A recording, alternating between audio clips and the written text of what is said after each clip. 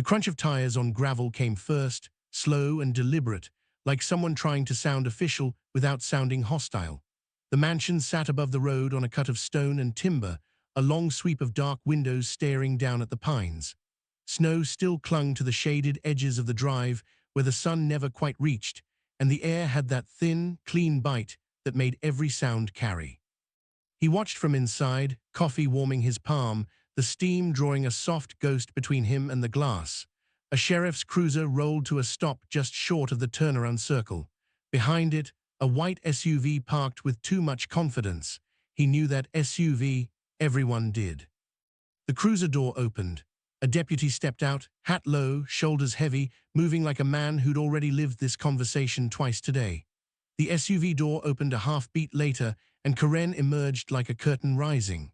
She was dressed for an audience, not the cold. A pristine puffer coat, pale gloves, a clipboard tucked under her arm like it was a badge. The deputy walked up first. Karen stayed half a step behind him, close enough to be seen, far enough to pretend she wasn't leading. He opened the door before they knocked. No sudden movements, no theatrics, just a man in a flannel shirt and jeans, standing on his own threshold with a mug in his hand and his keys still hanging where they belonged on a hook by the entry table. "Morning," the deputy said. His eyes flicked over the porch, the steps, the camera tucked under the eave. "Sir." Karen smiled like a hostess who'd been forced to invite someone she disliked. "Good morning. I'm so glad you opened up. This doesn't have to be difficult." The deputy's gaze landed on Karen for a moment, then returned to him. "We got a call, HOA related." Karen leaned forward, the clipboard rising slightly. "Emergency access. He's refusing to comply. We're in a wildfire zone. It's a safety policy." He took a sip of coffee and swallowed without hurrying. "Whose policy?" Karen's smile held. "The association's. The board approved it.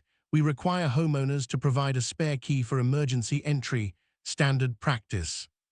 The deputy shifted his weight. He looked like a man who'd rather be dealing with a broken taillight. "Ma'am says you're refusing to hand over keys to your residence." He set the mug down on the porch rail with careful precision, like placing a fragile object.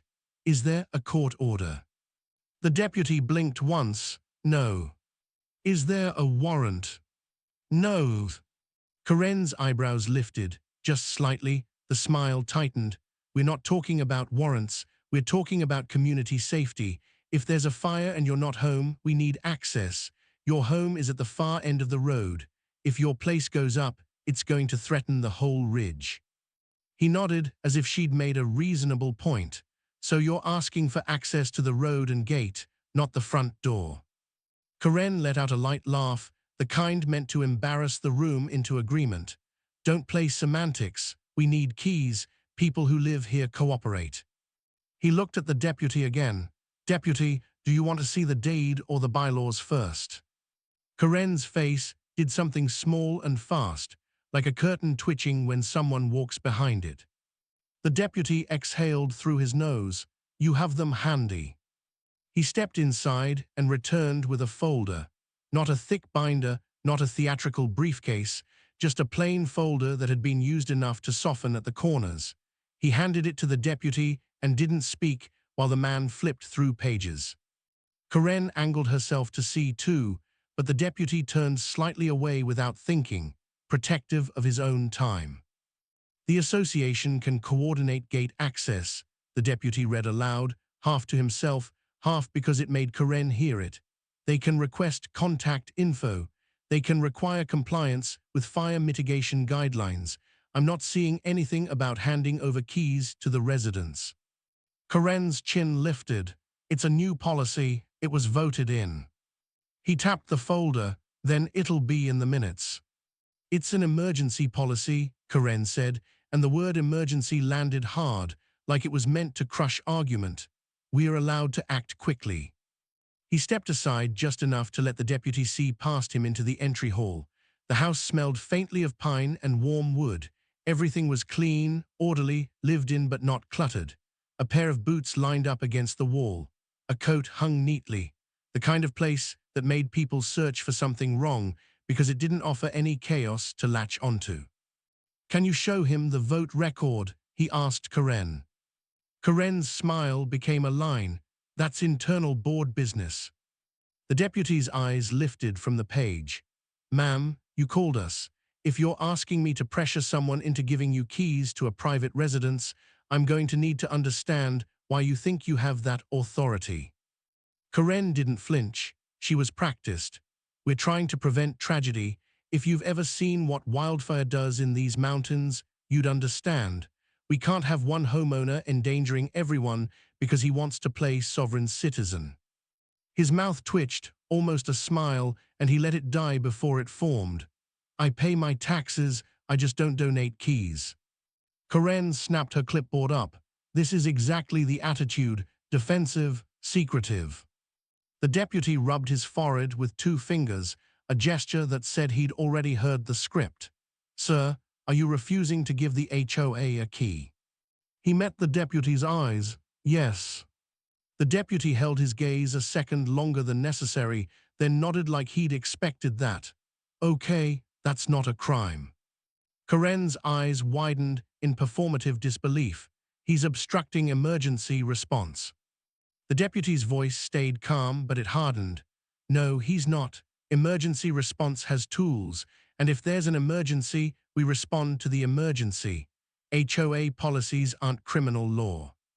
Karen turned her head slightly toward him, like she was repositioning a spotlight.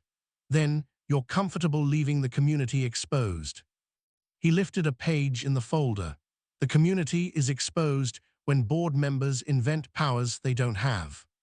Karen made a sound, a sharp, dismissive little laugh. "Invent, please."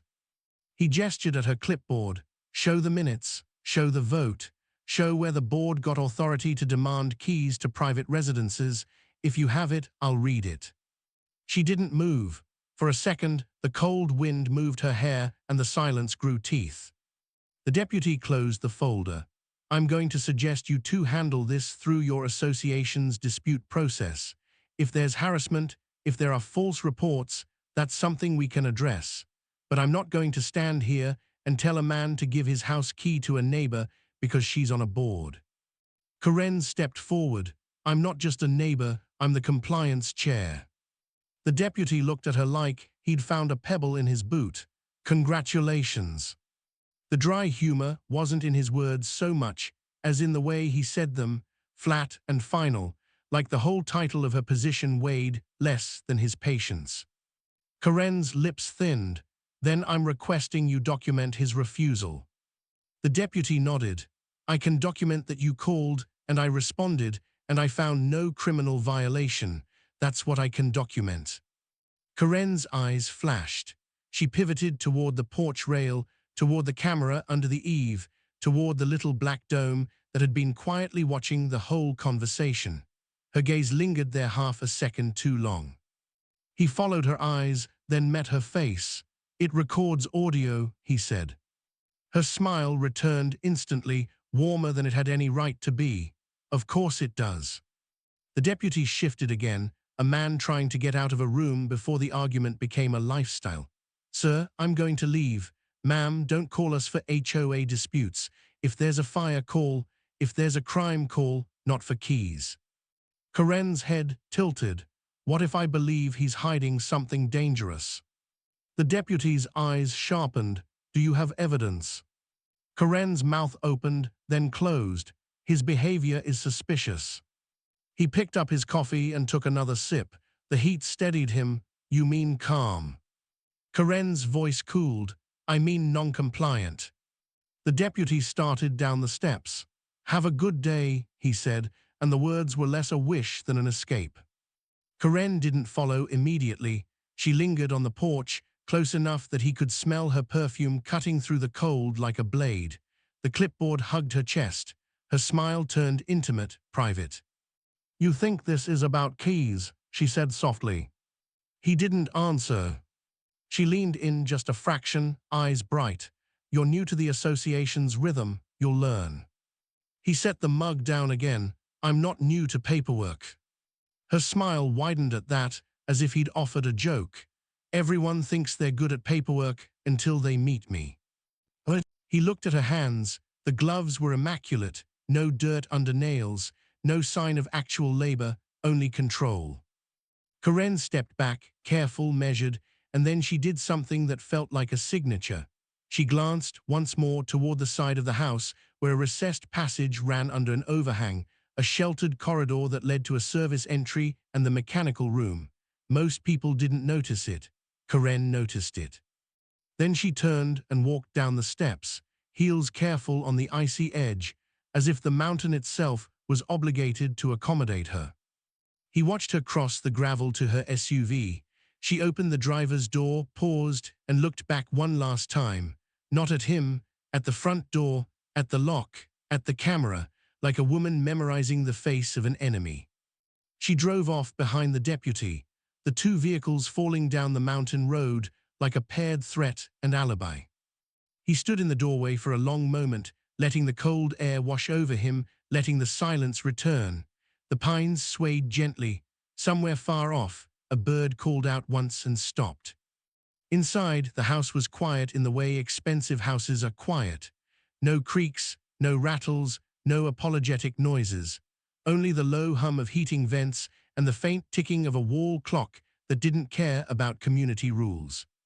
He closed the door and locked it with a soft click. The notification sound came from his phone on the entry table. One chime, then another, and another, like someone tapping a pen in impatience. He picked up the phone. The subject line sat there in bold. Compliance warning, immediate action required. He opened it. 3 violations listed in neat bullets, each with a fine, each with a deadline. Exterior lighting, brush clearance, unauthorized gravel. The time stamp at the bottom of the message made his jaw tighten. It had been sent 12 minutes before the deputy arrived. He stared at the screen until the words stopped being words and became what they really were, a message that the next call wouldn't be polite.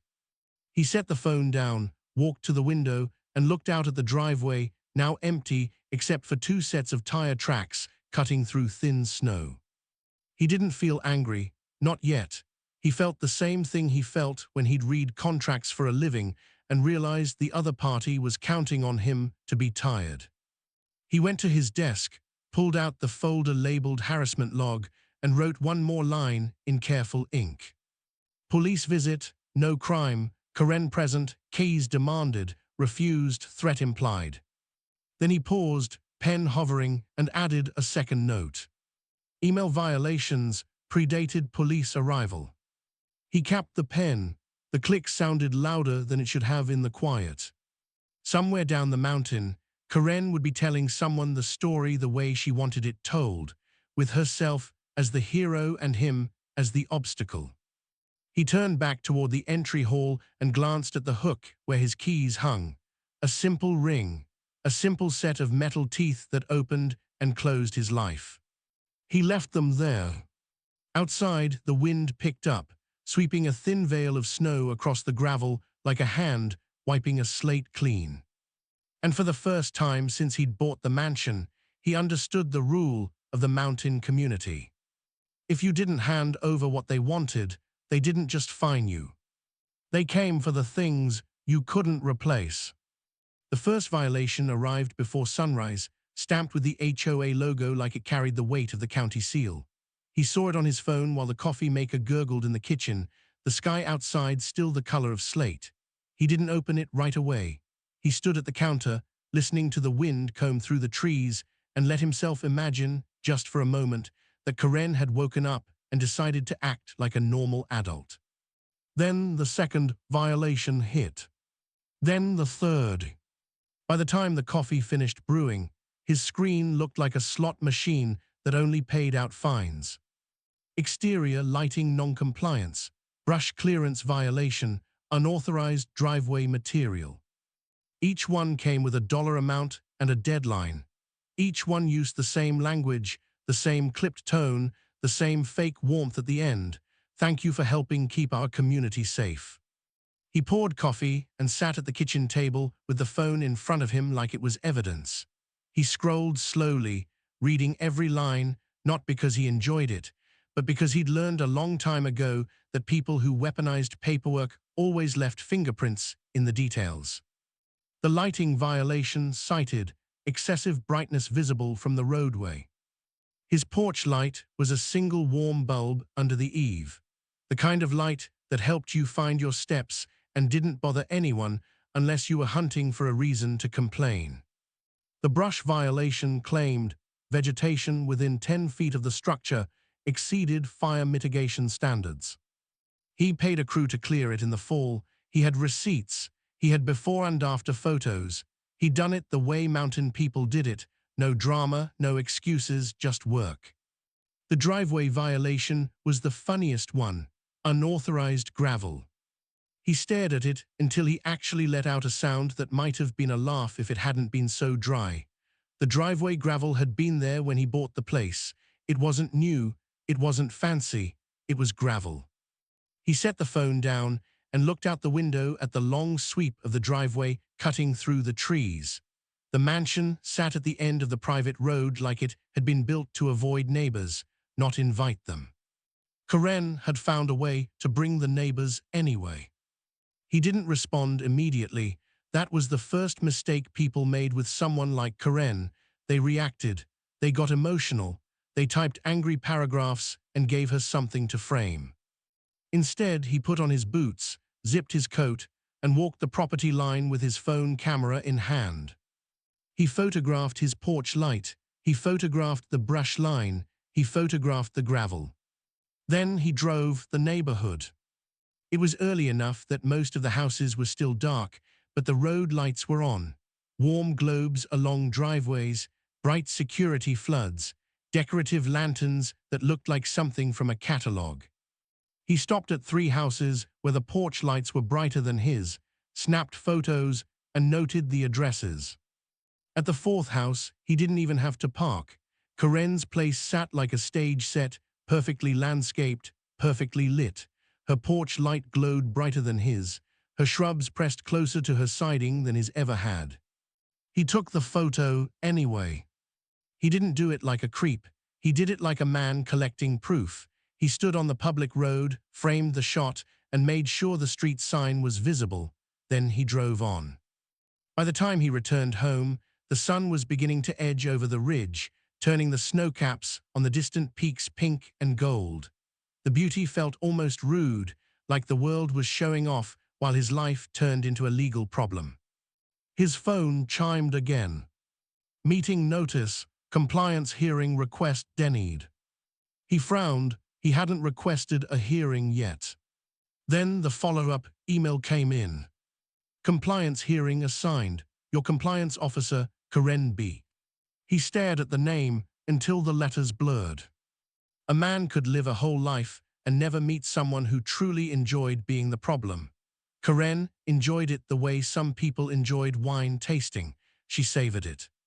He opened his laptop and typed a short email to the HOA president. No accusations, no insults, just clean, calm words. Requesting official confirmation of the policy requiring homeowners to provide spare keys to the HOA.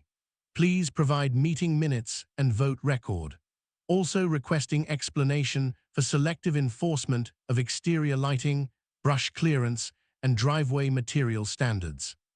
He attached photos, not of his own property, of the neighborhood, of Karen's porch light, of her shrubs. He hit send. The reply came back less than 5 minutes later, like it had been waiting. Thank you for your message. Karen will address your concerns directly. Please refrain from unnecessary communications to the board. He read it twice. Then he smiled, small and humorless. The HOA president hadn't even pretended to be in charge. He'd handed the leash to Karen and stepped aside. He closed the laptop and walked into the garage. The garage was immaculate, not because he was obsessive, but because he didn't like surprises. Tools hung where they belonged. A workbench sat against the wall. A file cabinet held property documents in labeled folders. He pulled out the folder marked HOA and slid it onto the workbench. Inside were the bylaws, the covenants, and every email he'd ever received from the association. He'd printed them as they came in, not because he was paranoid, but because digital messages had a way of disappearing when people got desperate. He flipped through the pages until he found the section on emergency access. It said exactly what he'd told the deputy: gate coordination, contact information, compliance with fire mitigation, nothing about private residence keys. He took a highlighter and marked it again, not for himself, but for the attorney he knew he'd be calling if Karen kept pushing. The doorbell rang. He didn't flinch, he didn't rush. He walked to the entry hall, checked the camera feed, and saw two men standing at the base of the porch steps. Both wore reflective vests, both held clipboards. One of them had a tape measure hanging from his belt like a sidearm. He opened the door. "Morning," the taller one said, smiling too wide. "We're here for the fire safety evaluation." He didn't step aside. "Who hired you?" "HOA," the man said, like that ended the conversation. "Compliance inspection. We need to assess brush clearance, access points, exterior lighting." "Stop," he said quietly. The second man frowned. "Sir, this is mandatory." He kept his voice level. "My property is private. You don't have a warrant. You don't have permission. You're trespassing." The taller man lifted his hands in a calming gesture, but his eyes were sharp, scanning the porch, the door frame, the camera. "We're just doing our job. If you refuse, it's going to escalate. Fines, liens, you don't want that." He watched the man's gaze flick toward the side of the house, toward the sheltered corridor under the overhang, the same place Karen had looked. "That was interesting." "Say that again," he said. The taller man blinked. "What?" "The part about escalating, slower." The man's smile slipped. "Sir, we can't help you if you're going to be difficult." He stepped to the side and pointed up at the camera. "It records audio. So if you're threatening liens and forced compliance while standing on private property without permission, I'd like it clear." The second man's jaw tightened. "We're not threatening, we're informing." He nodded once. "Inform from the road, turn around." The taller man's eyes hardened. He leaned in slightly, lowering his voice like he was offering a deal. "Look, you're going to lose this. Karen doesn't stop. She's got the board. She's got the paperwork. You can cooperate now, or you can cooperate later after it costs you more." There it was, not a threat with a weapon, a threat with a calendar. He held the man's gaze. "Leave." For a moment, neither moved. The wind pushed at their vests, snapping the fabric like flags. Then the taller man stepped back, his smile returning, smaller and meaner. "Fine," he said. "We'll note refusal." He watched them walk away, but he didn't go back inside. He stood on the porch until they reached their truck and drove off, the tires spitting gravel. When they were gone, he checked his camera feed. He rewound it, watching their eyes, their posture, the way the taller one had looked at the corridor. They hadn't come to measure brush. They'd come to test boundaries. His phone rang. Unknown number. He answered, "Hello." A woman's voice came through, crisp and official. "This is the county permit office. We received an inquiry about possible unpermitted structural modifications on your property." He didn't speak right away. He let the silence hang long enough for her to feel it. "What modifications?" he asked. "An anonymous report states you've altered exterior access points and installed security barriers without permits," she said. He glanced toward the side of the house, the corridor, the service entry, the mechanical room. He hadn't altered anything, not yet. "Ma'am," he said calm, "nothing has been modified, no construction, no changes. Whoever reported that is lying." The woman hesitated. "I understand. We're obligated to follow up on reports." "Of course," he said. "Please email me the report reference number." She gave it to him. He wrote it down. When he hung up, he didn't feel fear. He felt clarity. Karen wasn't just throwing fines.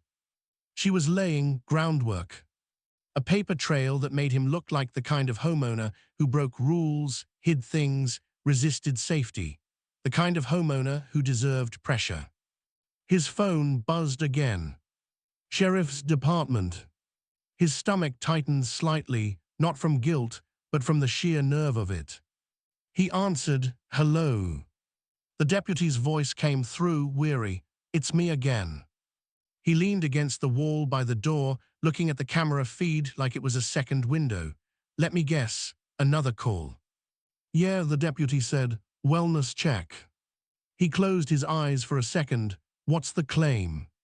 "She says you're unstable, that you made threats, that you might be armed." He opened his eyes and stared at the keys on the hook by the door. The same keys she wanted. The same keys she'd turned into a symbol. "I didn't threaten anyone," he said, "and I'm not coming outside with my hands in my pockets just to make her feel powerful." The deputy sighed. "I know, but I still have to show up." "Fine," he said. "Come by, I'll be on the porch, hands visible, coffee in hand like last time." The deputy gave a short, humorless chuckle. "She's persistent." He let his own laugh out, quiet and dry. "She's not persistent, she's rehearsed." There was a pause on the line. Then the deputy's tone shifted lower. "Listen, off the record, she's pushing this hard because she wants something. People don't waste this much energy on keys unless the keys open something they shouldn't." He stared at the corridor again. "Yeah," he said softly, "I'm starting to see that." The deputy hung up. He stood there for a long moment, alone in the entry hall, the mansion around him solid and quiet, the mountain outside indifferent. Then he walked to his desk, opened the harassment log, and wrote again. 3 violations, selective enforcement documented, contractor's attempted entry, county permit inquiry, wellness check initiated. He capped the pen. The sound of it was small, but it felt like the click of a safety being turned off. Outside, the wind kept moving through the pines, and somewhere down the mountain, Karen was probably sending another email with a smile on her face. He didn't raise his voice, he didn't slam anything. He simply opened his laptop again and began building the one thing Karen couldn't charm, intimidate, or fine into silence. A record. The rumor reached him the way most HOA rumors did. Sideways, whispered, wrapped in a polite tone like it was being offered as friendly advice instead of a warning. He heard it from Walt, a gray-bearded neighbor who lived 3 houses down and never attended meetings unless he had to. Walt was the kind of man who'd built his own deck, fixed his own roof, and trusted nobody who used the word compliance like it was a personality trait. Walt caught him at the mailbox cluster just after lunch. The sky was bright and cold, the kind of mountain day that looked harmless until you stayed in it too long.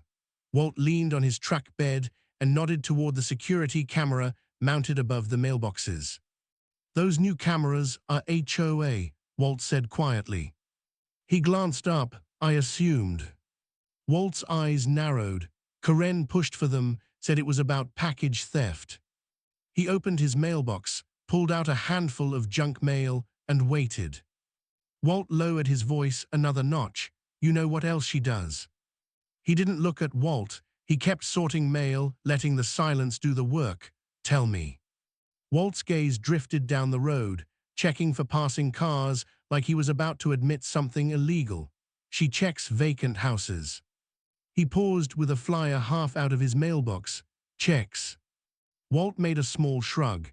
"Snowbirds, out-of-state owners, folks who come up twice a year, she says it, emergency access." His jaw tightened, but he kept his expression neutral. "You've seen her do it." Walt's face hardened. "I've seen her come out of one." A coldness settled behind his ribs, not fear exactly, but a precise, sharp understanding. He'd assumed Karen wanted his keys because she wanted authority. Walt's words suggested something else. He closed his mailbox and turned slightly casual, like they were discussing weather. "Which house?" Walt hesitated, then nodded toward the bend where the road disappeared behind a stand of pine. "The Wilson Place, Been empty since September. She went up there with a guy in a vest, came back with a cardboard box.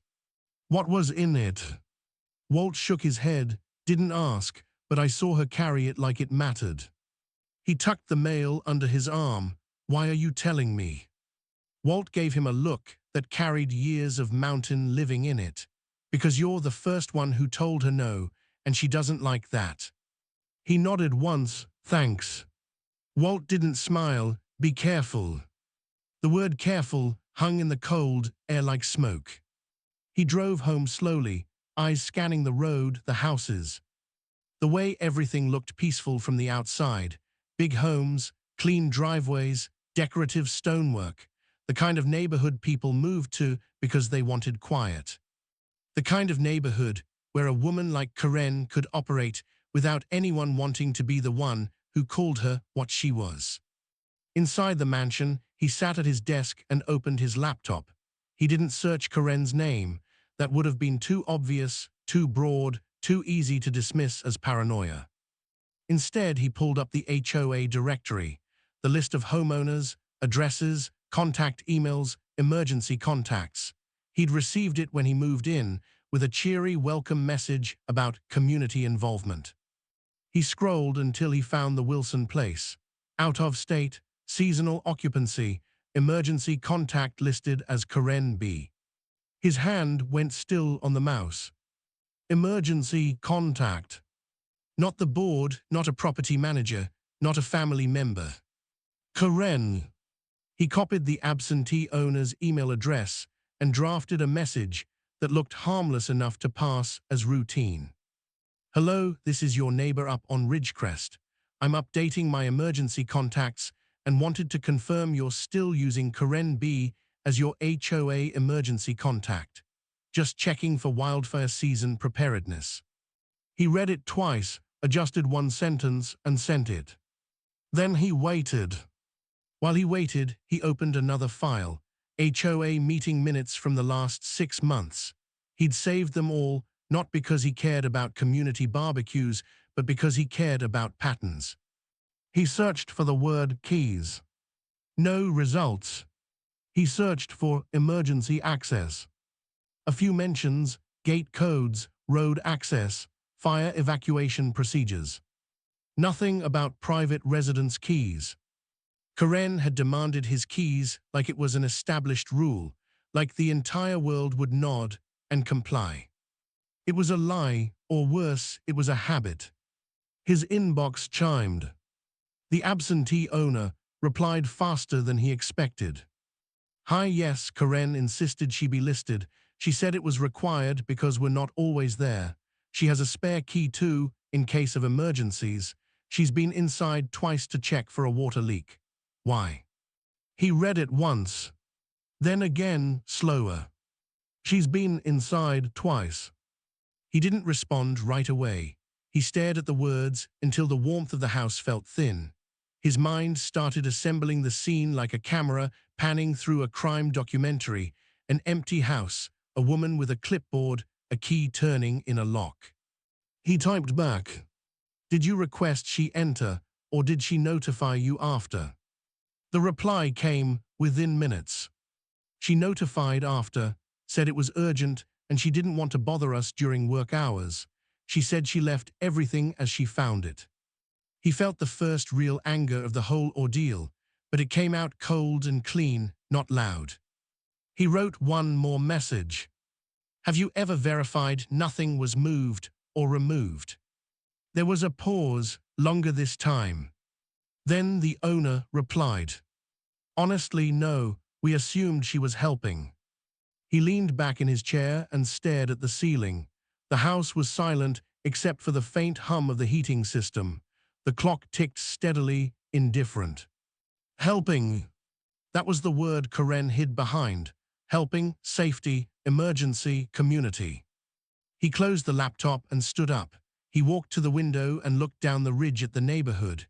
Everything looked the same as it always had, expensive, orderly, polite. But now he could see it differently. He could see Karen's power not as a loud hammer, but as a thin blade slid quietly between door and frame. He went to the kitchen, poured another cup of coffee and drank it standing up, because sitting felt like surrender. When he finished, he grabbed his coat and keys and drove toward the HOA clubhouse. It sat near the entrance of the community, a lodge-style building with a stone fireplace and a big wooden sign out front. The kind of place designed to feel welcoming. The kind of place that could host holiday parties and compliance hearings without changing its expression. He parked in the lot and walked inside. The lobby smelled like pine cleaner and old carpet. A bulletin board displayed cheerful flyers about snowplow schedules and volunteer committees. A glass case held trophies from a community golf tournament. He signed in at the front desk, where a young woman with tired eyes looked up and forced a smile. "Can I help you?" "I'm here to review HOA records," he said. Her smile faltered. "What records?" "Meeting minutes," he said. "Policy updates, anything related to emergency access." She hesitated. "You can request that through the board." "I am requesting it," he said, and kept his tone polite enough to be unassailable. "In writing, right now." The woman looked past him toward the hallway, as if hoping someone else would take over. "Karen usually handles compliance records." "Of course she does," he said softly. Dry humor, but it tasted bitter. The woman's cheeks flushed. I can email you what's available." "I'd appreciate that," he said. "Also, I'd like to know where the emergency access keys are stored." Her eyes widened. "Emergency access keys." He nodded as if it was the most normal thing in the world. "For vacant homes, for emergencies." She swallowed. I don't know." He looked at her for a long moment, not accusing, just waiting. She exhaled and lowered her voice. "There's a maintenance closet." "Show me the door," he said. "I can't." "I'm not asking you to open it," he said. "I'm asking you to show me where it is." The woman hesitated, then stood and walked down the hallway. Her footsteps sounded too loud on the carpet. She stopped at a door with a keypad. A small printed sign was taped to it, slightly crooked, like it had been slapped on in a hurry. "Maintenance storage, authorized personnel only." He leaned closer, eyes scanning the edges of the sign. Underneath, in smaller letters, barely noticeable unless you were looking for it, was a second label. "Emergency access, KEYS." His stomach tightened. The woman shifted uncomfortably. "I shouldn't have brought you here." "You didn't," he said. "You walked, I followed." She looked like she wanted to argue, then thought better of it. He stepped back and took a photo of the door. Just the door, the sign, the keypad, nothing illegal, nothing that could be called trespass. He turned to leave. That's when the door behind him clicked. Not the maintenance closet door, the door to the hallway entrance. He turned and saw Karen standing there. She didn't look surprised. She looked like she'd been waiting for him to do exactly this. Her coat was immaculate, her hair perfect, her clipboard in hand like a weapon she could legally carry anywhere. "Well," Karen said, her voice warm with fake delight. "Look who's suddenly interested in HOA procedures." The young woman at the desk had retreated like a scared animal, eyes down, hands busy with papers that didn't need sorting. He faced Karen calmly. "I'm reviewing records." Karen's smile widened. "You mean you're snooping?" "I mean I'm documenting," he said. Karen walked closer, slow and measured. She stopped beside the maintenance closet door and tapped the keypad lightly with her fingernail, not entering a code, just touching it like it belonged to her. "You're worried about keys," she said. He kept his voice even. "I'm worried about access." Karen's eyes glittered. "Same thing." He looked at the door sign again. "How many houses?" Karen tilted her head. "Excuse me." "How many houses do you have keys to?" he asked, direct enough to make the air change. Karen's smile held, but her eyes sharpened. "I have access where access is required." "That's not an answer." Karen leaned in slightly, lowering her voice so only he could hear. You keep acting like you're special." He didn't flinch. "I'm not special." Her smile tightened. "Then cooperate." He nodded toward the keypad. "Those keys aren't for cooperation, they're for control." Karen's expression changed. The warmth slipped. Something harder surfaced underneath. "You don't understand what this community needs," she said softly. He met her gaze. "I understand exactly what you need." Karen's jaw flexed once. "Careful." He almost smiled. "That's what Walt said." For a fraction of a second, her eyes flickered. The smallest crack, surprise, irritation, something like that. Then her smile returned, bright and practiced. "I'm going to make this very simple. You will comply with emergency access procedures, or you will be fined into submission." He didn't raise his voice. "And if I don't?" Karen stepped closer, her perfume cutting through the hallway air like a warning. "Then you'll learn how uncomfortable life can get when everyone around you decides you're a problem." He looked at the maintenance closet door one last time, then back at her. "You already decided that." Karen smiled. "I decide a lot of things." He turned to leave. Behind him, Karen's voice followed, light and sweet as poison. "Oh, and one more thing." He paused, just long enough to acknowledge her. "My team will be reviewing your property access points," she said, "especially that little corridor on the side. It's interesting." He didn't turn around. He didn't give her the satisfaction of seeing his reaction. He walked out of the clubhouse, into the cold, and into the bright mountain sun. In his pocket, his phone buzzed. A new email. Subject line, "Gate code update, immediate compliance required." He opened it, and his jaw tightened as he read the first sentence.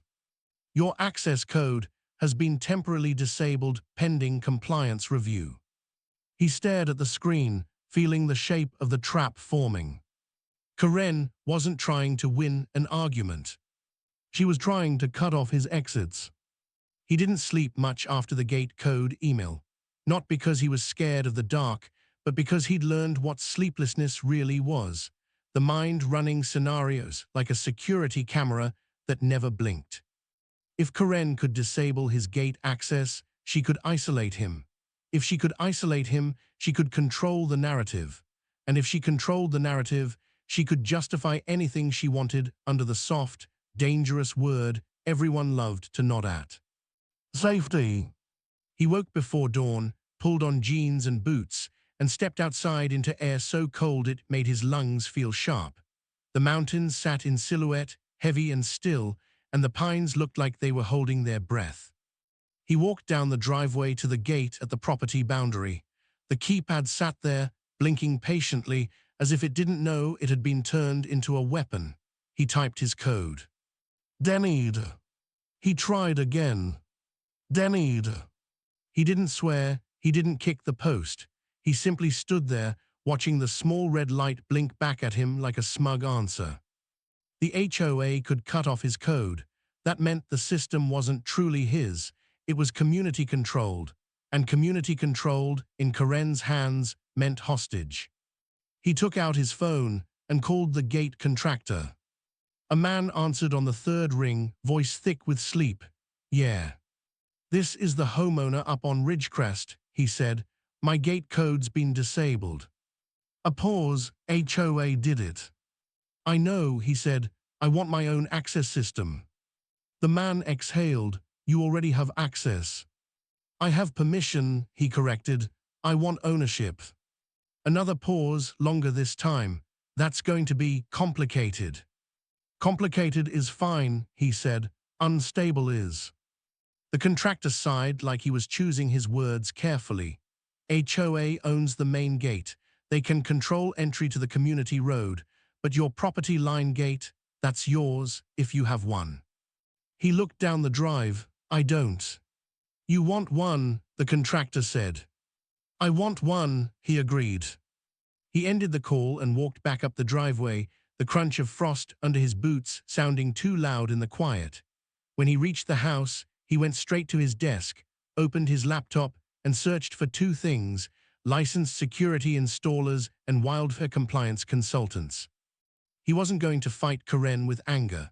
He was going to fight her with legality, hardware, and a paper trail so clean it could be presented in court without a single raised eyebrow. By mid-morning, a black pickup rolled up the driveway carrying a man in his 50s with a heavy tool bag and the calm posture of someone who'd seen rich people panic before. The man stepped out and looked at the mansion like he was appraising more than square footage. "You the one who called about access control?" "Yes," he said. The man introduced himself as Travis, no last name offered, just Travis, like a mechanic or a bartender, the kind of man who didn't need to impress anyone. They walked the property together. Travis didn't talk much. He listened. He watched. He noticed the things Karen noticed, but his eyes weren't greedy. They were practical. He pointed at the side corridor under the overhang. "That's a good choke point." "It's just a service passage," he said. Travis nodded. "It's a controlled space. That's what matters." He led Travis down the corridor. It was enclosed on one side by stone and on the other by heavy timber supports. The floor was textured concrete designed to shed water and ice. At the far end was a reinforced service door with a deadbolt and a small keypad. Travis ran his fingers along the door frame. "You got cameras?" "Front and back," he said. "Audio too." Travis glanced up at the corner where the camera sat. "Good, but cameras don't stop entry, they just record it." "I don't want to stop everyone," he said. "I want to stop Karen." Travis let out a quiet chuckle. "Buddy, you're not the first guy to say that." He didn't smile. "I want something that's legal, compliant, and makes it impossible for anyone to claim they had permission when they didn't." Travis looked at him for a long moment, then nodded like he'd made a decision. "Okay, here's what you do." They stood in the corridor while Travis explained, sketching with his finger in the air like drawing invisible blueprints. "Outer barrier," Travis said. "Property line gate, your control, not HOA, not community, yours." He nodded. "Second barrier," Travis continued. "This corridor becomes a vestibule. You install a secure door at the outer end. It closes behind anyone who enters. That way, if someone forces entry, they're contained in a controlled space. They can't reach the main door without authorization." He felt something shift inside him, not excitement, relief, like finding a tool for a job he'd been trying to do with his bare hands. Travis held up a finger. "But you do it clean, permits, signage, emergency release on your side, clear warnings, no hidden mechanisms, no traps." "I don't want a trap," he said. Travis nodded. "Good, because traps get you sued. You want a system that's defensible." He looked down the corridor. It suddenly seemed less like a passage and more like a chess square. "And logs," he said. Travis smiled faintly. "Oh, it'll log every keypad entry, every door open, every forced attempt, time stamps, video overlay if you want it." He pictured Karen pounding on the glass, screaming about authority, while a digital log quietly wrote down the truth. "How long?" he asked. "A few days for install," Travis said. "A week if you want it integrated and pretty." "Pretty isn't necessary," he said. Travis's grin widened. "That's the spirit." He called a fire safety consultant next. A woman named Denise, who sounded like she'd spent her career telling people the word emergency didn't excuse stupidity. She arrived in the afternoon, clipboard in hand, but hers didn't feel like Karen's. Denise's clipboard felt like a tool, not a weapon. She walked the perimeter, measured brush clearance, checked exterior lighting, and nodded approvingly at the existing mitigation work. "You're ahead of most homeowners up here," she said. "I like sleeping at night," he replied. Denise smiled. "Then you're going to like this next part." He explained the plan: outer gate, secure corridor, logging, controlled access. Denise listened without interrupting. Then she asked the question that mattered. "Are you preventing emergency responders from entering?" "No," he said. I'm preventing unauthorized HOA entry. Denise nodded. Good, put that in writing, on the signage, on the documentation. Fire department access protocols should be clearly posted. If Karen tries to claim you're endangering the community, you'll have an expert statement saying you're compliant. He felt another layer of the trap dissolving. Karen had been building a story. He was building a defense. That evening, he sat at his desk, with permits open on his laptop, contractor quotes printed, and a new folder labeled Security Upgrade. He wrote an email to the HOA board, not because he needed permission, but because he wanted the record. I am installing a permitted, code-compliant property boundary gate and security vestibule corridor for wildfire safety and unauthorized entry prevention. This will not restrict emergency responder access. Documentation attached. He attached Denise's preliminary notes and Travis's install plan. He hit send. He didn't expect a reply. He got one in less than an hour. From Karen. We will be reviewing this for compliance. Unauthorized barriers may result in immediate enforcement action. He read it, then closed it without responding. The next 3 days moved with a strange rhythm. Travis's crew installed the outer gate at the property line, steel frame, weather-resistant, keypad controlled by his own system. No HOA override, no shared code, no community access. Then they installed the corridor door at the outer end of the vestibule, reinforced with a glass panel so anyone inside could be seen. It looked less like a prison door and more like a secure entry point to a mountain lodge. Clean, legitimate, unapologetic. They mounted clear signage on both sides. Security vestibule. Authorized access only. Emergency responders. Call 911 or use posted access protocol. They posted the fire department access protocol in a sealed plastic sleeve, readable from outside. Nothing hidden, nothing cruel, nothing that could be spun as malicious without lying outright. The final piece was the lock itself. Travis installed it with the care of a man who didn't like shortcuts. Automatic close, he explained. Door shuts behind you, it seals. You can exit with the correct code or with the emergency release on your side. But if someone forces entry and doesn't have authorization, they're stuck in the vestibule until you let them out. Or until police do, he said. Travis nodded, or until police do. Dry humor beat, soft and mature, like two men acknowledging how the world actually worked. On the fourth day, Travis handed him a tablet showing the system interface, entry logs, time stamps, video feeds synced to each entry attempt.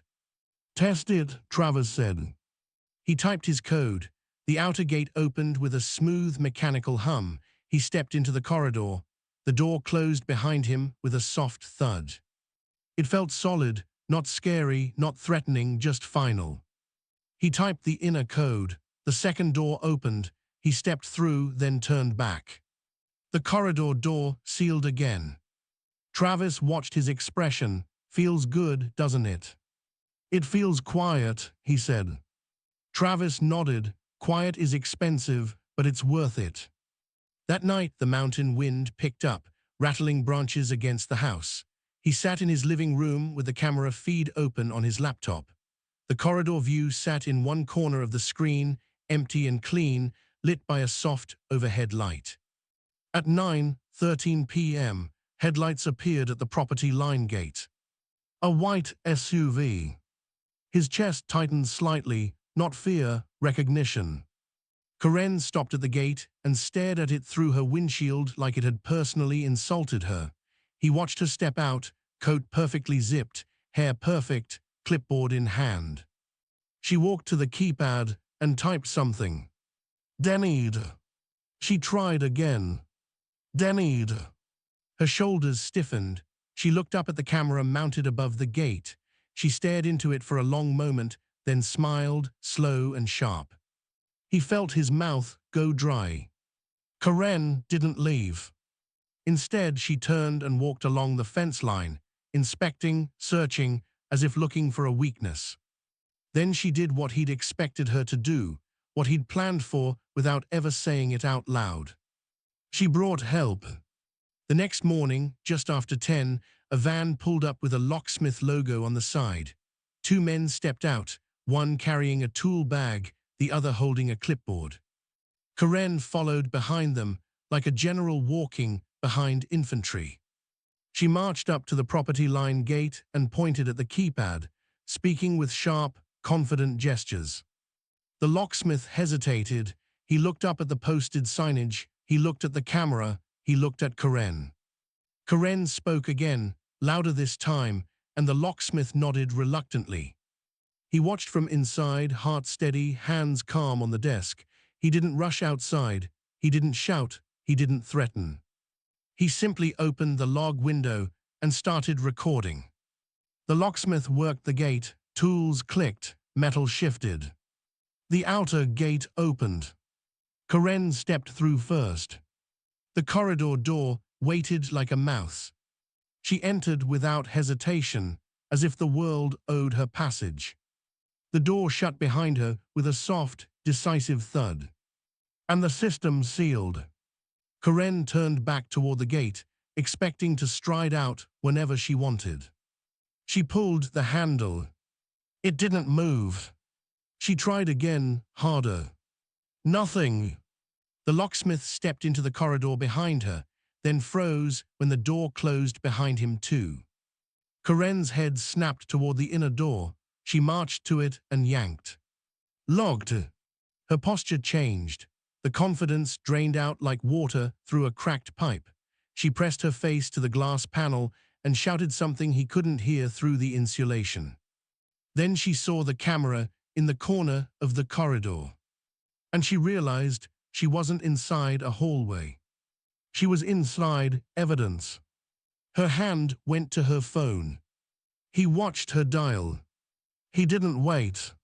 He picked up his own phone and called 911 first, voice calm, words clean. A trespasser forced entry into my secured vestibule corridor, he said. I'm safe. I'm outside the corridor. The system is permitted and posted. Please send an officer. In the corridor, Karen screamed into her phone, her voice muffled but her panic visible in every movement. She pounded on the door again, not like a professional, not like a compliance chair. Like a person who'd finally walked into a space she couldn't control. And for the first time since this started, the mountain air felt still. Not because the wind had stopped. Because Karen had. By the time the deputies left that day, Karen had already rewritten the story in her head. He could see it in her face as she walked down his driveway with her coat crooked and her hair no longer perfect. The humiliation didn't make her smaller, it made her sharper. She didn't look at him like someone who'd been caught trespassing. She looked at him like someone who'd been embarrassed in public and had decided embarrassment was a debt that needed collecting. The next morning proved it. He woke to the soft chime of incoming emails, one after another, like a slot machine that only paid out consequences.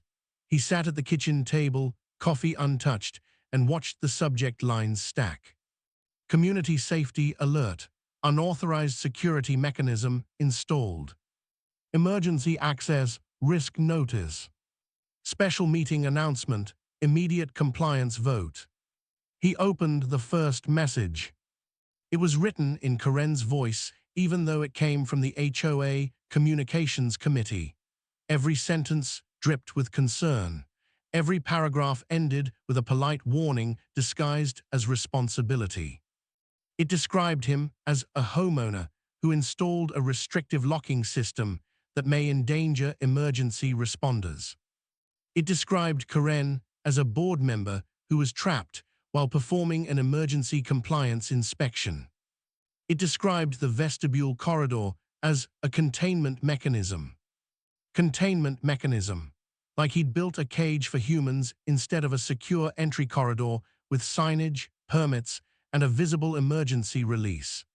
He scrolled down and found the part that mattered most. The board is evaluating immediate enforcement actions, including fines and lien proceedings, to ensure community safety. He took a sip of coffee then, finally. It tasted burnt, even though it was. That was his mind doing it, turning everything bitter because Karen had touched it. His phone buzzed with a text from an unknown number. "You can't lock the community out. We will handle you." No name, no signature, just a threat dressed in plural. He didn't respond, he saved it.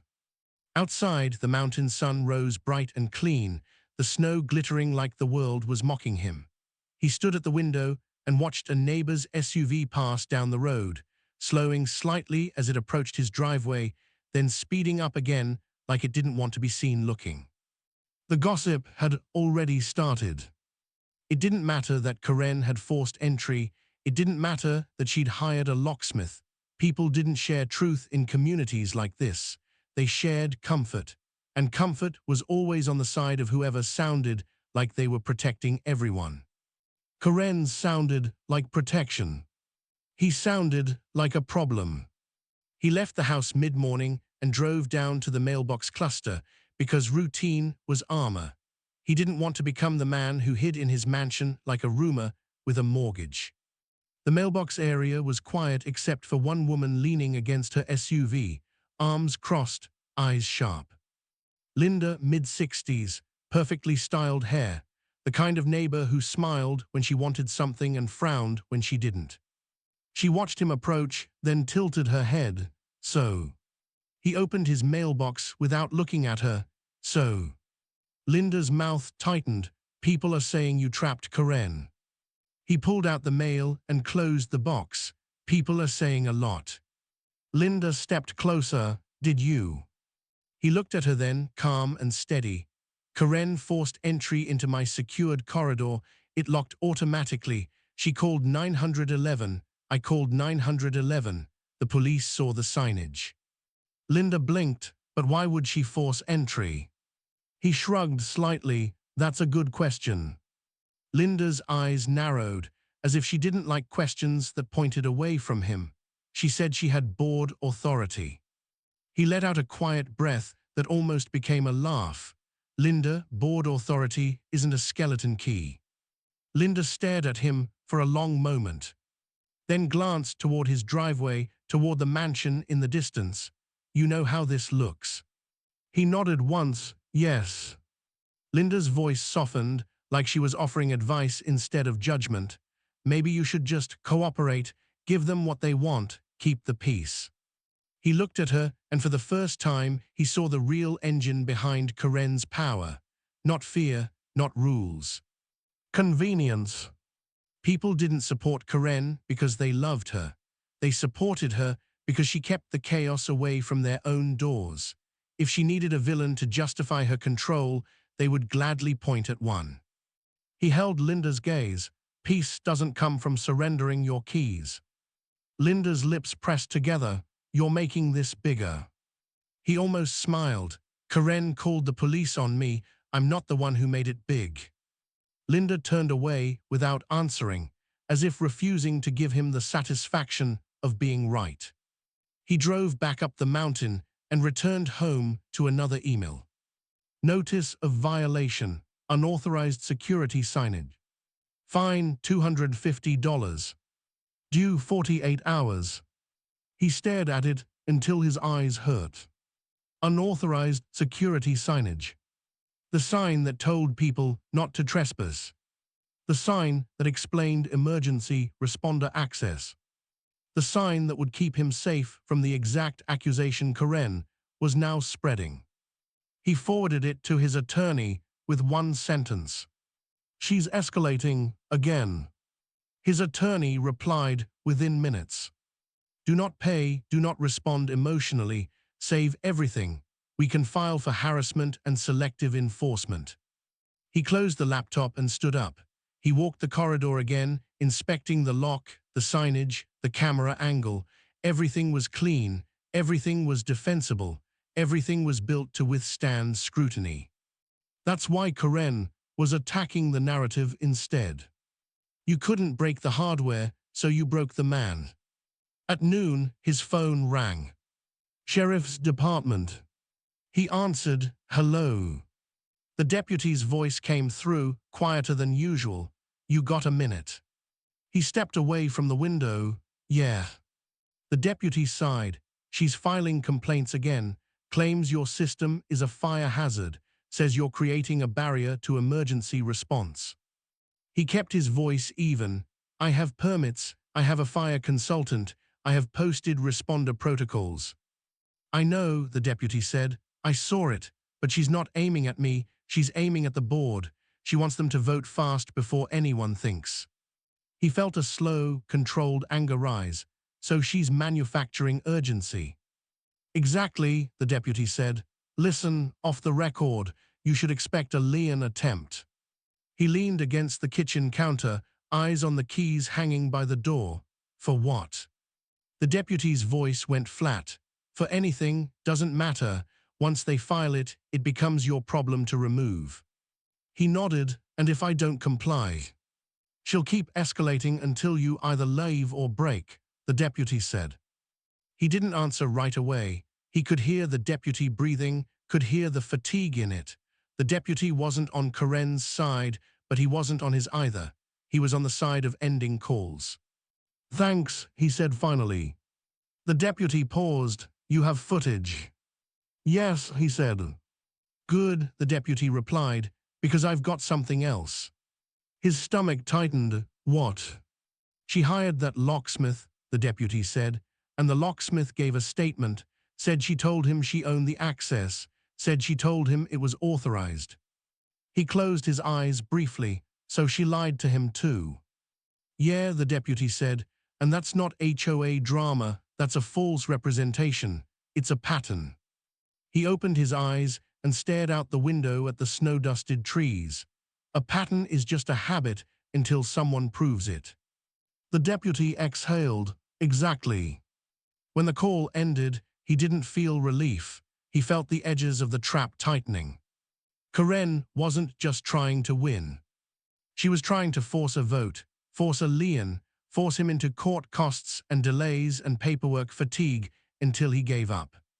He went back to his desk and opened the footage folder. He pulled the clearest clip, Karen instructing the locksmith, her voice sharp, her posture commanding, her words unmistakable. "I have authority." He trimmed the clip to 30 seconds, not because he wanted to go viral, because he wanted it undeniable.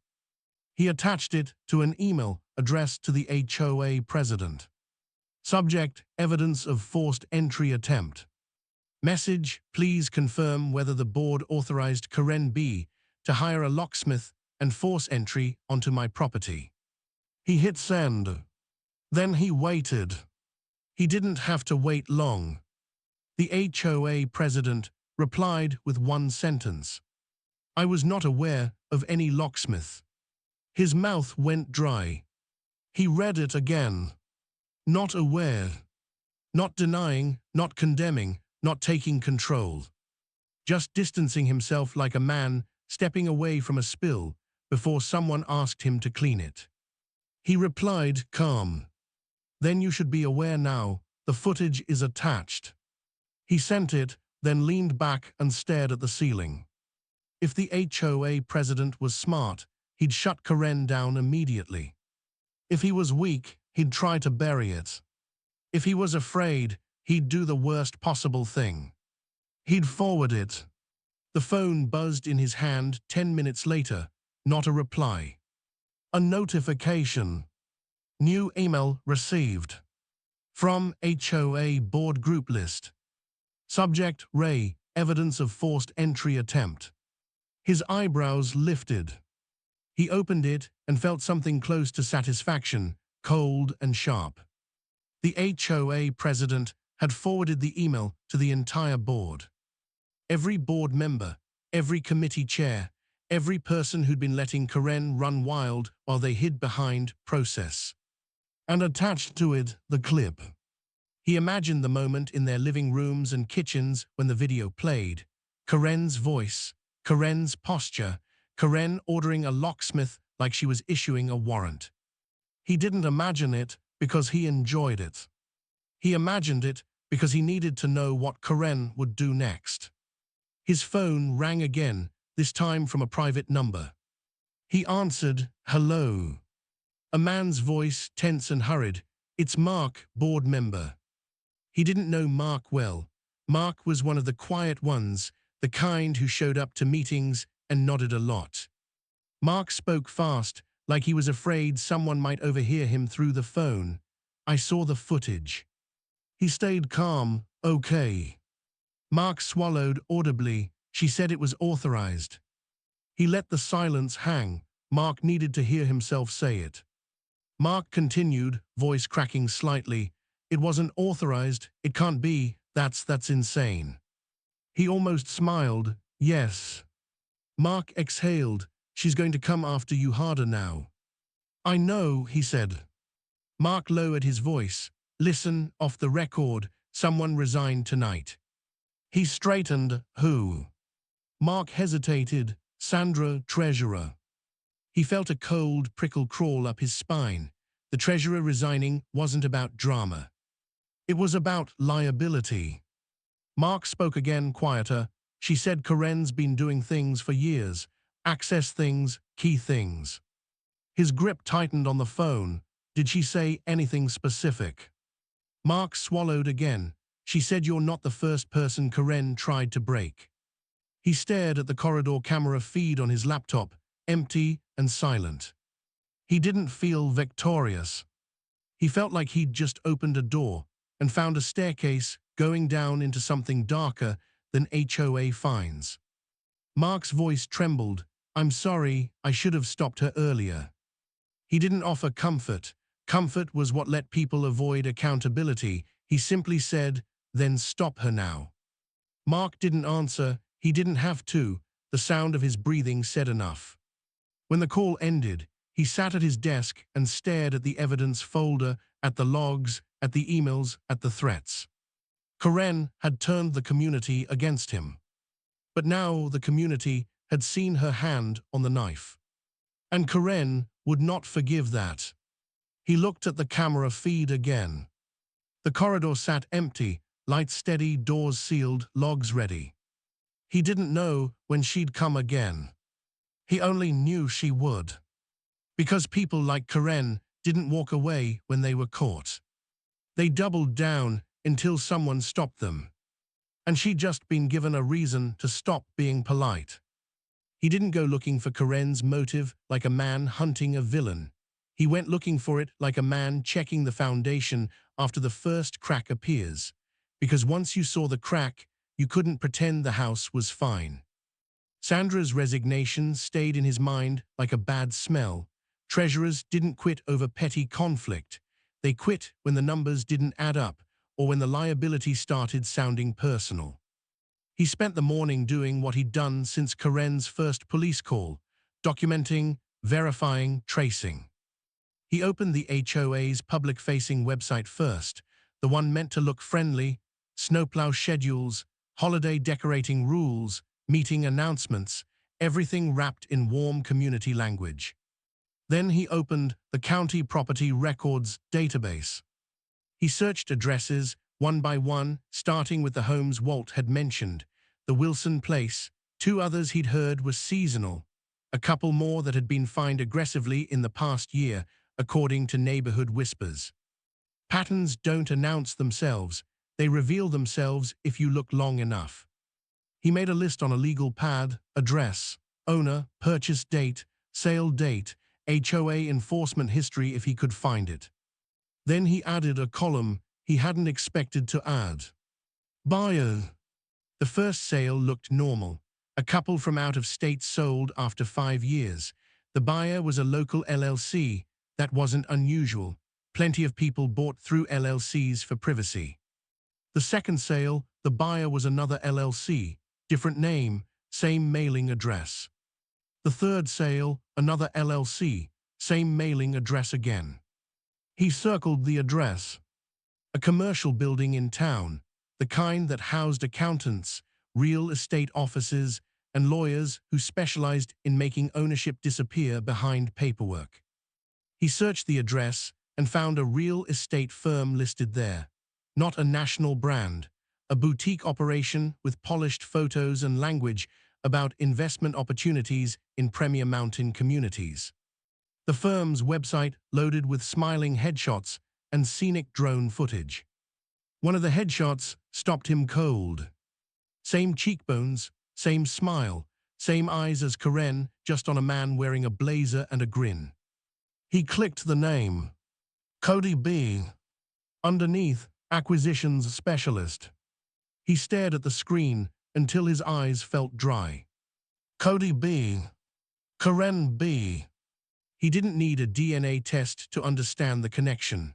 Cousin, brother, husband, it didn't matter. The last name was enough to tell him Karen's power didn't stop at the HOA boundary line.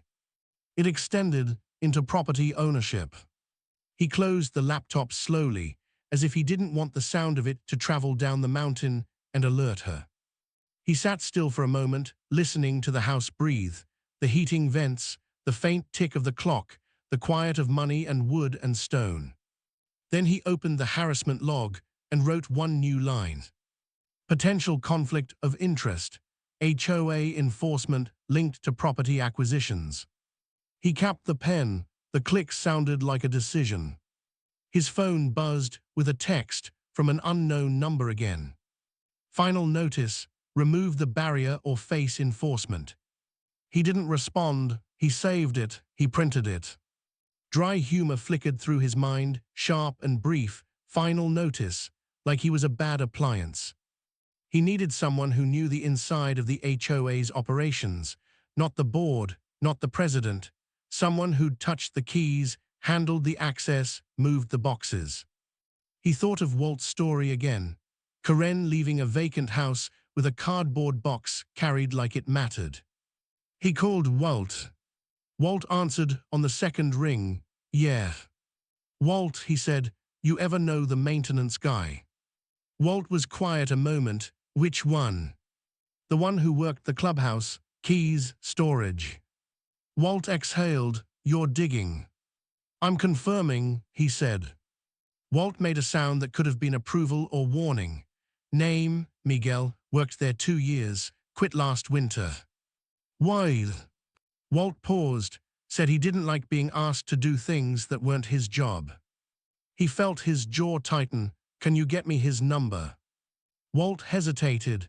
You're not going to drag him into something that gets him sued. I'm not dragging, he said. I'm asking.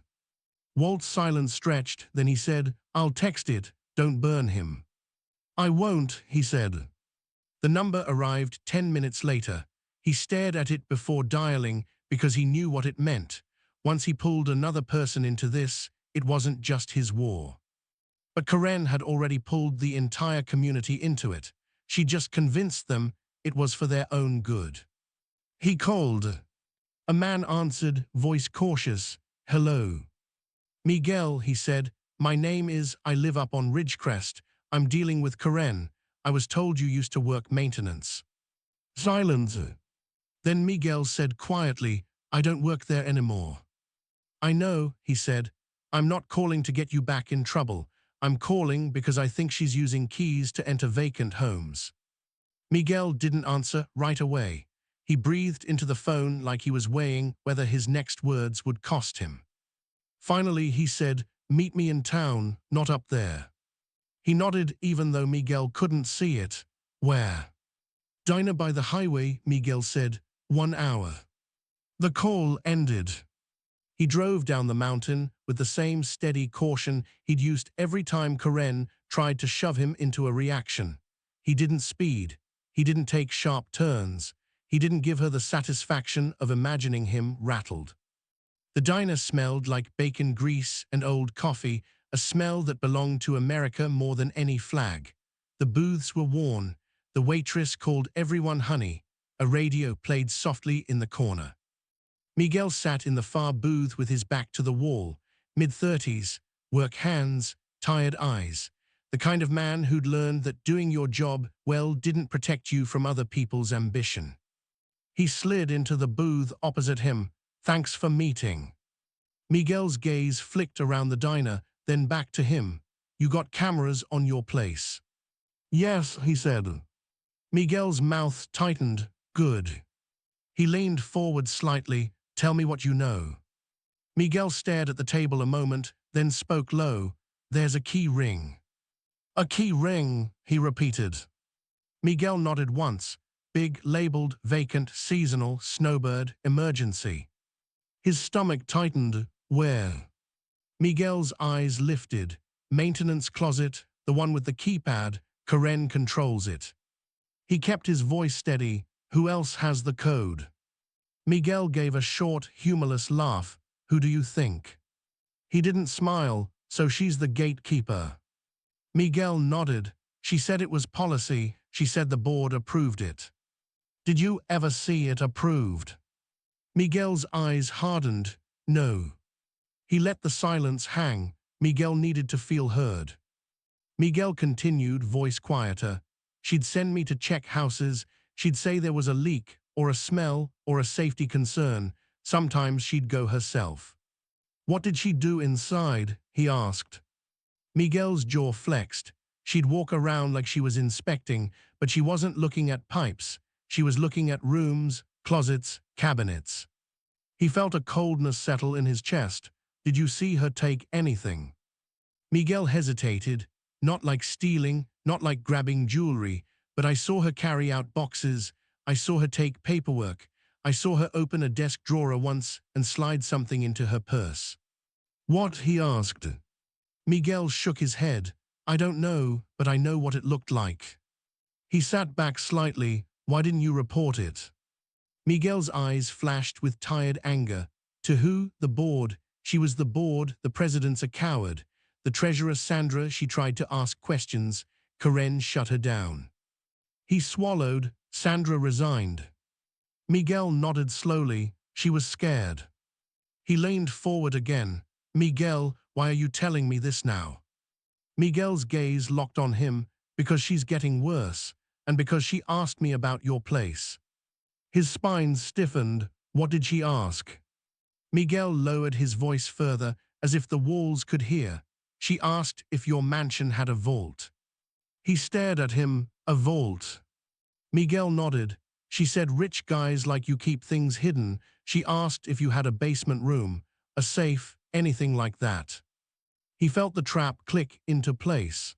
Karen hadn't wanted his keys because she wanted emergency access. She wanted access to his valuables, or his documents, or something she believed he had. And she wanted to know what she could take, or what she could use against him. He forced his voice to stay calm. Did she ever mention why? Miguel's mouth tightened. She said you were holding out. She said you were the last one. The last one.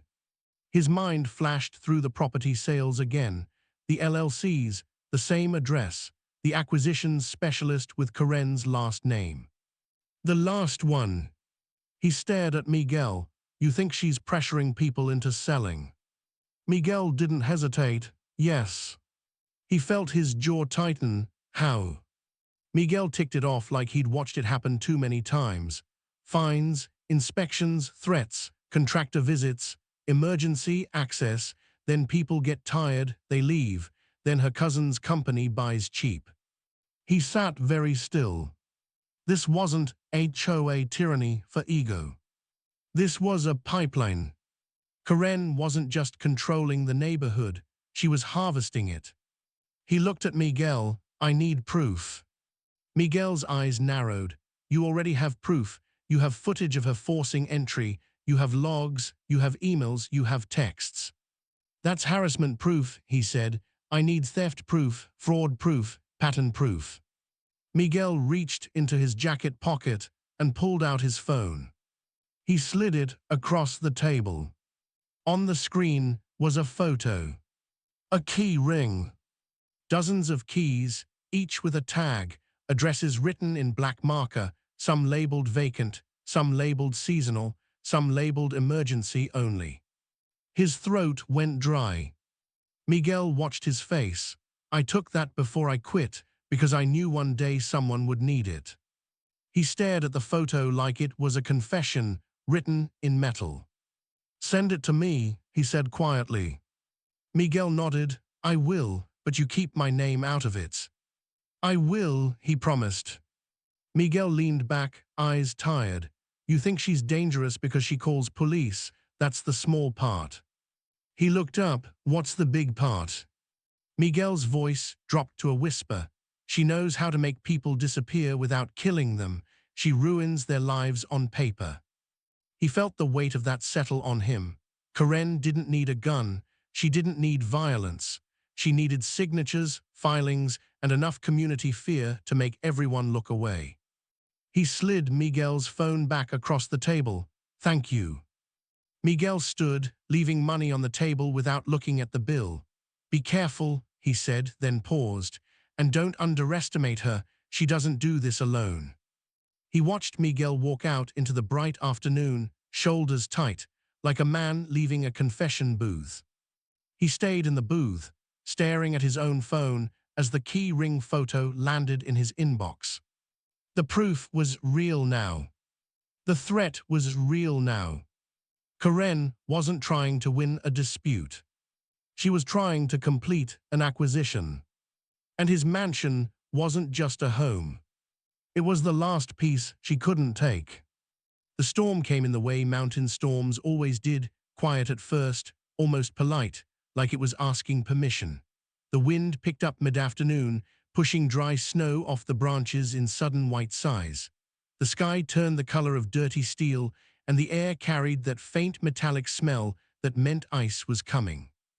He'd been expecting it. He'd watched the forecast the way he watched Karen now, not because he trusted it, but because ignoring it was a luxury he couldn't afford. He topped off the generator fuel before dusk, checked the battery backups for the cameras, and walked the corridor one more time, testing the doors with slow, deliberate movements. The locks responded cleanly, the log system updated with each entry like a heartbeat. He didn't feel paranoid, he felt prepared. The HOA board meeting had been scheduled for the next morning, an emergency compliance hearing that Karen had pushed through with the urgency of someone trying to close a deal before the other party could read the contract. He knew what she wanted. She wanted a lien, she wanted leverage, she wanted exhaustion. But after Miguel's photo, after the property records, after the cousin's acquisitions trail, he understood something that made his stomach tighten. Karen didn't want him to comply. Karen wanted him to break. Because once he broke, he'd sell, or he'd leave, or he'd make a mistake big enough for her to bury him. The wind slammed against the house around 9, a deep, heavy gust that made the timbers groan. Snow began to fall in thick, slow flakes, the kind that looked peaceful until it buried you. He sat in the living room with the laptop open, camera feeds arranged in a grid. Front drive, property line gate, corridor, back approach, all quiet. At 9:47, the lights flickered once. At 9:48, they flickered again. At 9:49, the power went out. The house didn't go dark. The generator kicked on with a low, steady roar that vibrated through the floor. A moment later, the cameras reconnected, switching seamlessly to backup. The corridor lights stayed on, calm and steady, as if nothing had happened. He watched the logs. The system registered the power transfer, no errors.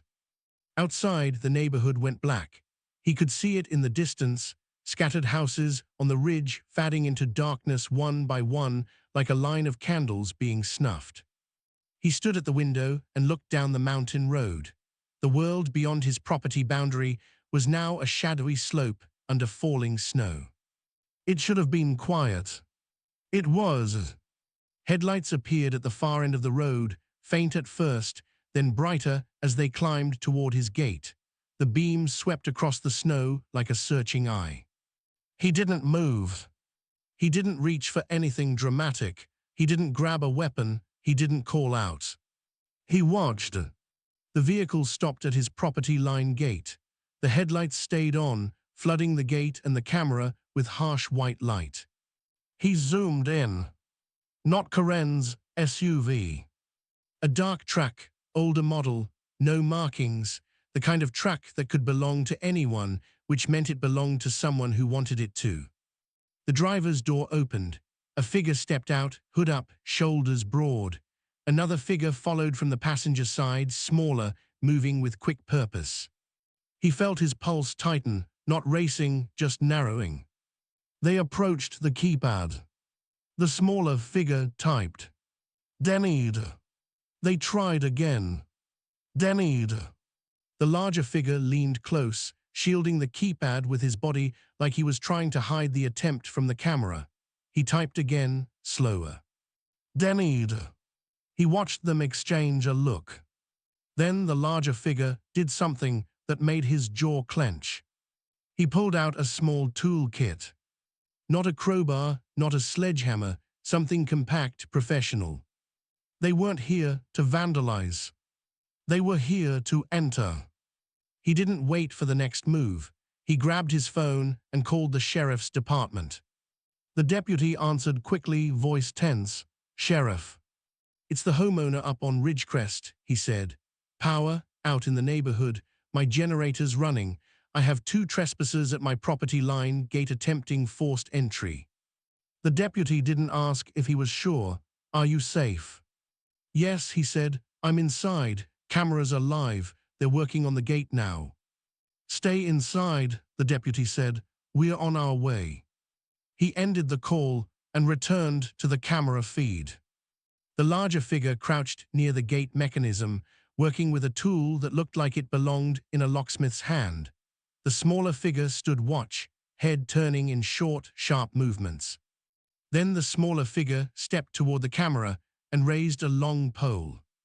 He recognized the motion immediately. They were going to knock it down.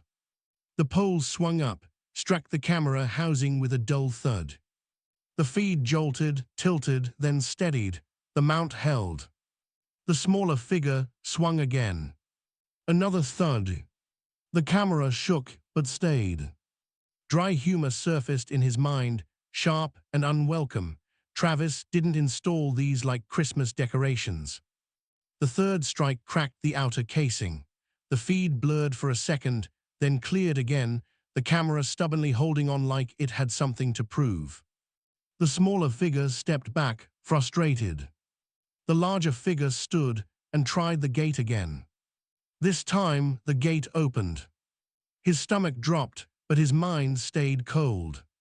They had a code. Not his code, not a guess. A code they believed would work.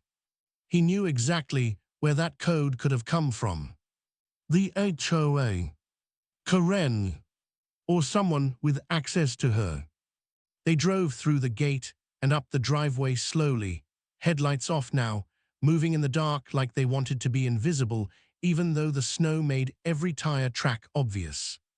He watched them stop near the corridor entrance. The larger figure got out first and walked toward the vestibule door. The smaller figure followed, carrying something long and narrow under their arm. Not a weapon, he realized, a tool case, maybe a pry bar, maybe bolt cutters. They weren't coming to talk. They were coming to take. He stayed inside, but he moved to the side of the house where he could see the corridor door from a window without being silhouetted. He kept the phone in his hand, the camera feed in his peripheral vision. The larger figure entered the vestibule. The door closed behind him with that soft, final thud. The smaller figure entered next. The door closed again. They were inside. The corridor light illuminated them clearly now. 2 people standing in a secure space, snow melting off their boots, breath visible in the cold air. The larger one walked straight to the inner door like he knew the layout, like he'd been briefed. He tried the handle. Locked. He pulled harder. Locked. The smaller figure set the tool case down and opened it. Inside were lock picks, a small drill, and a compact electronic device that looked like it could be used to spoof keypads. Professional. He felt his mouth go dry. Karen hadn't brought contractors this time. She'd brought someone who knew what they were doing. The larger figure raised a gloved hand and knocked on the inner door. Not hard, not angry, just 3 measured taps. Then he leaned close to the glass panel and spoke. The audio feed caught it faintly through the corridor mic. "Open it."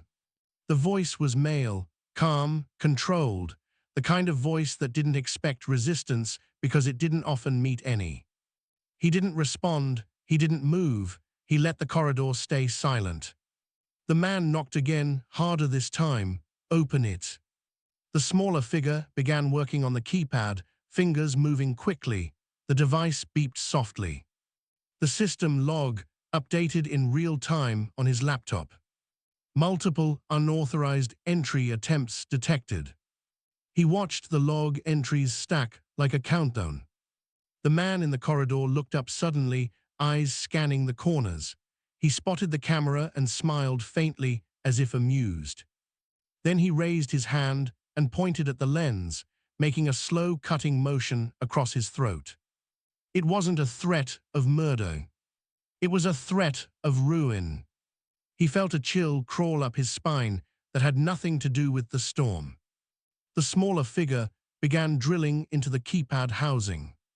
The sound was muffled through insulation, but he could see the vibration in the man's arm. The inner door held. The vestibule held. But he understood something now. Karen wasn't just trying to scare him. She was trying to get inside before the deputies arrived. Because once they were inside, they could claim whatever they wanted: emergency access, property damage, self-defense, confusion. Paper could make any lie look clean if you wrote it fast enough. The corridor door suddenly clicked. Not the inner door. The outer vestibule door. It unlocked. He frowned. That wasn't supposed to happen without his code. Then he realized what the system was doing. Emergency override protocol. If the vestibule detects tampering and a prolonged unauthorized entry attempt, it unlocks the outer door to prevent a contained situation from becoming a safety hazard. Travis had warned him about that feature. It was there to prevent someone from being trapped in extreme conditions. The man in the corridor noticed it too. His head snapped toward the outer door. For a split second, his calm expression cracked into irritation. Then he made a decision. He grabbed the tool case and shoved it toward the smaller figure. "Go." The smaller figure scooped it up. They moved toward the outer door, ready to flee. That's when headlights flooded the driveway. 2 cruisers. The deputies arrived fast, tires cutting through snow, lights flashing red and blue against the white ground like a warning flare. The larger figure froze. The smaller figure bolted through the outer door and ran into the snow, slipping, catching themselves, then sprinting toward the dark truck. The deputies poured out, shouting commands that echoed off the trees. "Hands, show me your hands." The larger figure raised his hands slowly, still trying to look controlled even as his breath came fast. The smaller figure made it to the truck and yanked the door open.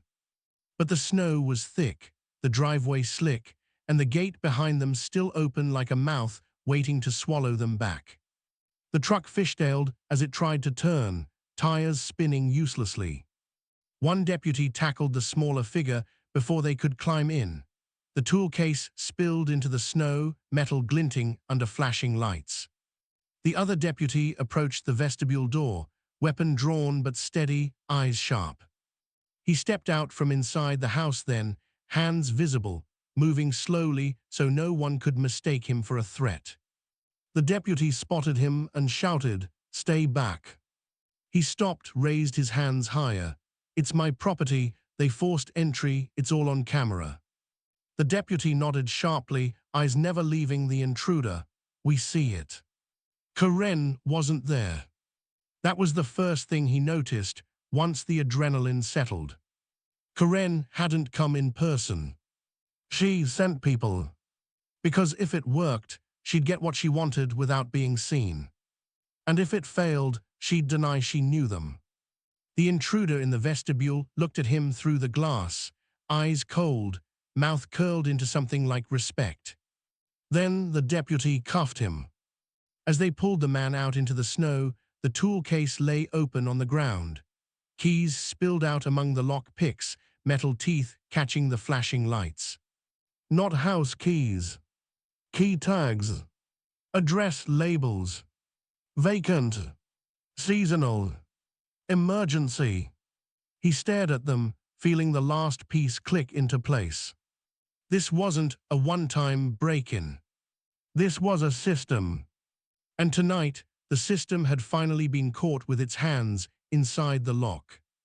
Morning came slow and grey, the storm leaving behind a silence that felt staged. Snow lay thick across the ridge, like a fresh cover over something rotten. The neighborhood looked clean again, peaceful again, as if the night hadn't included flashing lights and handcuffs and a tool case full of lock picks spilled into the snow. He stood at the kitchen window with a mug of coffee that had gone cold and watched the plow crawl down the private road. It pushed snow aside with dull patience, making the world look orderly. Order was what Karen sold. He'd learned that order was often just mess rearranged. The HOA emergency hearing was scheduled for 10. Karen had demanded it. The board had complied. The president had framed it as urgent community safety. It was the kind of meeting designed to move fast, intimidate dissenters, and leave people feeling relieved when it was over, no matter what was decided. He'd been in enough negotiations to know the trick. Rush people and they'll sign anything. He dressed simply, clean jeans, dark sweater, boots that still carried traces of last night's snow. He didn't wear a suit. Suits invited the wrong kind of attention. He wanted to look like what he was, a homeowner who'd been forced into a fight he never asked for. His attorney met him at the clubhouse parking lot, stepping out of her car with a leather folder and the calm face of someone who made a living out of watching people lie. She was in her 40s, hair pulled back tight, eyes sharp and unamused. "You slept?" she asked. "A little," he said. She nodded once. Good. Karen didn't. They walked into the clubhouse together. The lobby was crowded, neighbors packed shoulder to shoulder in winter coats, their faces bright with the kind of excitement people pretended was concern. He recognized the look. It was the same look people got at roadside accidents. They wanted to see damage. They wanted to feel lucky it wasn't them. Linda stood near the coffee station, whispering to another woman. Walt sat in the back, arms folded, jaw tight. Mark, the board member, looked pale, eyes darting. The HOA president stood near the front like a man waiting for a storm to hit him. Karen stood at the center of it all. She wore a crisp blazer under her coat, her hair flawless again, her clipboard held like a shield. She looked refreshed, which meant she'd either slept perfectly or had learned how to fake it. When she saw him, her smile bloomed. There was no warmth in it. "Good," Karen said loudly, projecting for the room. "You came. I was worried you'd hide behind your locks." He didn't answer. He simply walked past her, taking a seat near the front with his attorney beside him. She set her folder on the table with a soft, deliberate sound. The HOA president cleared his throat and tapped the microphone like he wasn't sure it worked. "This emergency compliance hearing is now in session. We are here to address serious safety concerns related to unauthorized barriers and—" Karen interrupted, voice sharp. "Containment systems." The president blinked. Yes, containment systems, and the risk they pose to emergency responders and community safety. His attorney raised a hand calmly. "Before we begin, I want it on record that my client's security vestibule is permitted, code compliant, and includes posted emergency responder protocols." Karen's smile tightened, and yet I was trapped inside. His attorney didn't look at Karen, she looked at the president. She was trespassing, she forced entry with a locksmith, that is documented. Murmurs rippled through the room. A few heads turned. A few neighbors shifted uncomfortably. The story Karen had been selling didn't fit well with the word locksmith. Karen's voice rose, sweet and urgent. "I was performing an emergency inspection. The homeowner refused to comply with board policy." His attorney's eyes flicked to Karen for the first time. Please produce the board policy requiring homeowners to surrender keys to private residences. Karen's lips parted slightly, then closed. She lifted her clipboard. It's implied under emergency authority. His attorney nodded once. Implied authority is not authority. The HOA president swallowed. Let's keep this orderly. Karen leaned forward, her voice dropping into something more intimate, more dangerous. Order is exactly what we're trying to keep. His attorney opened her folder. Then we'll proceed with evidence. Karen's eyes narrowed. Evidence of what? His attorney turned slightly, addressing the room. Evidence of harassment, selective enforcement, forced entry attempts, and criminal trespass. The room went quiet in a way that felt like the air had been vacuumed out. Karen's smile didn't move, but her eyes did. They flicked from the attorney's folder to him, measuring. His attorney looked at the HOA president. We request the board suspend all enforcement actions against my client pending legal review. Karen laughed softly. Absolutely not. His attorney didn't react. Then we will proceed with the footage. The HOA president hesitated. His face looked like a man trapped between Karen's rage and his own survival. We don't usually. His attorney slid a USB drive across the table. You will today. Mark, pale and sweating, spoke up from the side. We should see it. Karen's head snapped toward him. Mark. Mark swallowed. We should see it. Karen's smile vanished for a fraction of a second. Then it returned, brighter, sharper. Fine. The president nodded reluctantly to the technician at the back of the room. The screen, mounted on the wall, flickered to life. The first clip played. Karen at the property line gate, typing codes. Denied again, her face tightening as she stared into the camera. A few neighbors shifted, uncomfortable. They'd seen that look before, probably in mirrors.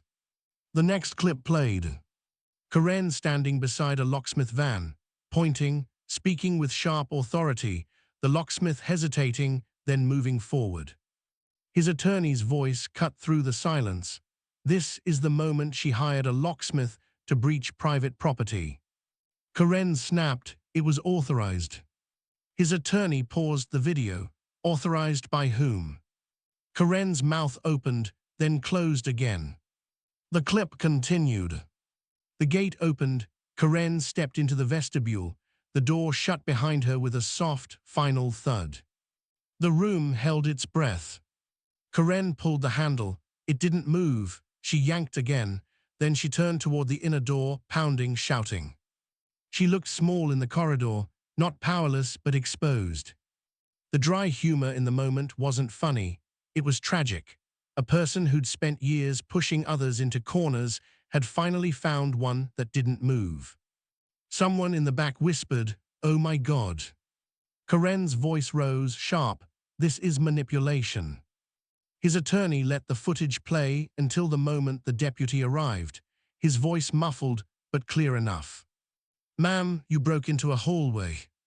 A ripple of laughter moved through the room. It wasn't loud. It wasn't joyful. It was the kind of laughter people used when the truth hit them and they didn't know what else to do with it. Karen's face went tight, her cheeks flushed. His attorney clicked to the next clip. Night footage, the storm, the blackout, two intruders at the property line gate, tools in hand, trying codes, denied, then forcing entry, the corridor ceiling behind them. The room went still again, but this time it wasn't curiosity. It was fear. The clip showed the tool case in the snow, lock picks, drill, electronic device, key tags labeled with addresses. His attorney paused the frame and zoomed in. Vacant, seasonal, emergency. The HOA president's face drained of color. Mark looked like he might be sick. Karen's eyes widened for the first time, not in outrage. In calculation. She stood abruptly. This is irrelevant. This is trespassing by criminals. It has nothing to do with the HOA. His attorney's voice stayed calm. Those criminals had access codes. They had key tags labeled with HOA terms, and they targeted my client's property after months of harassment and selective enforcement. Karen's voice cracked slightly. You're accusing me of criminal conspiracy. His attorney looked at her without blinking. I'm presenting evidence. The sheriff will handle accusations. As if summoned, the clubhouse doors opened and the deputy stepped in. Same man from the first call, hat in hand, eyes tired but alert. The room froze like a classroom caught misbehaving.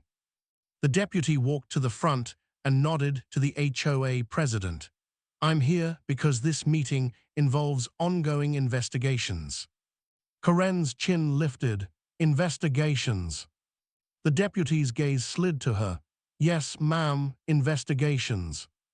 His attorney stood. Deputy, can you confirm the intruders were arrested on the homeowner's property? Yes, the deputy said.